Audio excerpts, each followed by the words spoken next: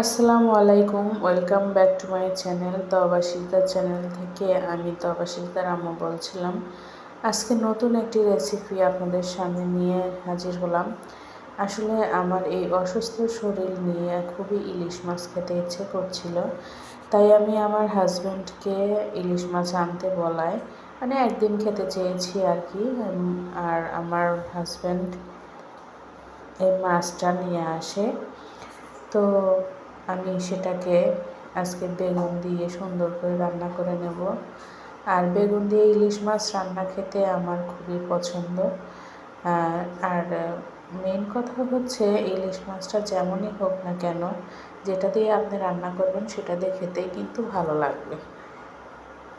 আমি মাঝে মধ্যে সরিষা ইলিশ রান্না করে খাই, তারপরে পেঁয়াজ দিয়ে ভুনা করে, বেগুন দিয়ে, এরকম করে আসলে মোটামুটি সব ধরনের তরকারি দিয়েই কিন্তু ইলিশ মাছ আপনি যেমন করে রান্না করবেন সেটা খেতেই ভালো লাগবে। কারণ ইলিশ মাছটাই হচ্ছে স্বাদের মাছ, টেস্টি একটা মাছ। আমার মেয়েরা ছোট ছোট, ওরা এত কাঁটাওয়ালা মাছ পছন্দ করে না, কিন্তু তারপরেও আমি চেষ্টা করি ওদের ইলিশ মাছটা একটু খাওয়ানোর। কাঁটাগুলো সুন্দর করে বেছে পরিপাটি করে আমি ওদেরকে একটু ভাত দিয়ে খাইয়ে দিই, কিন্তু ওরা আমাকে সবসময় বলে যে আম্মু ইলিশ মাছে তো কাঁটা। তো আমি ওদের বোঝানোর চেষ্টা করি ইলিশ মাছ আমাদের জাতীয় মাছ, এটা কিন্তু খুবই টেস্টি আর খুব সুস্বাদু একটা মাছ। তোমরা খাও, যখন বড় হবে তখন এটার টেস্ট বুঝতে পারবা। তো যাই হোক, মেয়েদের এইভাবে গল্প টল্প শুনিয়ে আমি কিন্তু ওদের খাইয়ে দেই আর কি। তো এই যে বেগুনগুলো আমি সুন্দর করে তেলে একটু কড়া করে ভেজে নিলাম।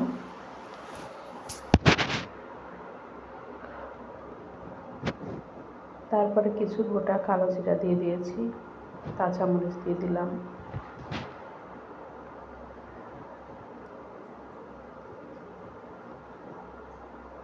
একটু পেঁয়াজ দিয়ে নাড়াচাড়া করে নেব। আমার শরীরটা আসলে খুবই অসুস্থ, এতটাও ভালো না, এই জন্য ভয়েস দেওয়া আমার খুব কষ্টকর হয়ে যাচ্ছে।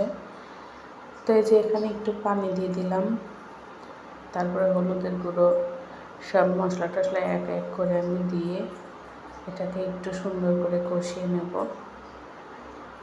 ভয়েস দিতে গেলে আমার এমনটাই অবস্থা হয়ে যায় যে আমি অস্থির হয়ে যাই, কথা আমার মুখ দিয়ে বের হয় না, যেহেতু আমি অসুস্থ। 8 মাসে প্রেগনেন্ট, 9 মাস পড়বে আর কি। তো এই জন্য ভয়েসটা দিয়ে আমার খুব কষ্ট হয়ে যায়। তো কেউ কিছু মনে করবেন না, আসলে আমার ভয়েসে যদি কোনো রকম কোনো সমস্যা থেকে থাকে তাহলে ক্ষমার দৃষ্টিতে দেখবেন। আর এই যে আমার মশলাটা কিন্তু কষানো হয়ে গেছে, আমি এখন মাছগুলোকে সুন্দর করে সাজিয়ে দিচ্ছি, যদিও খুব একটা বড় মাছ ছিল না।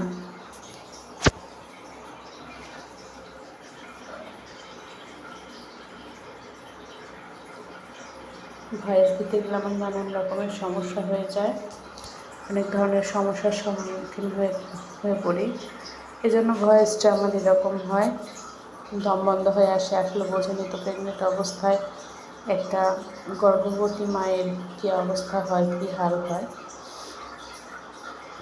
তো এই দেখুন, আমি এবার এটা ঢাকনাটা খুলে দিব। খুলে আমি কিন্তু মাছটাকে সুন্দর করে রান্না করে নিয়েছি, এখন বেগুনগুলোকে দিয়ে দিব। আর এইভাবে যদি বেগুন দিয়ে ইলিশ মাছ রান্না করে খান খেতে কিন্তু দারুণ লাগে।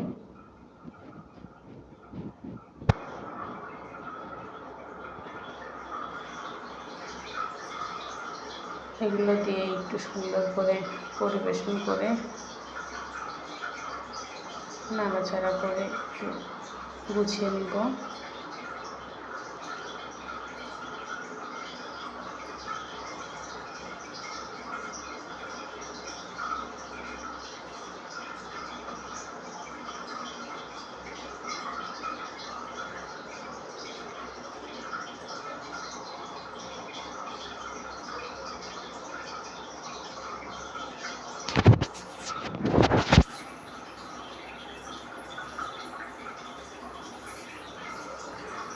এই যে আমার ইলিশ মাছ রান্নাটা হয়ে গেছে।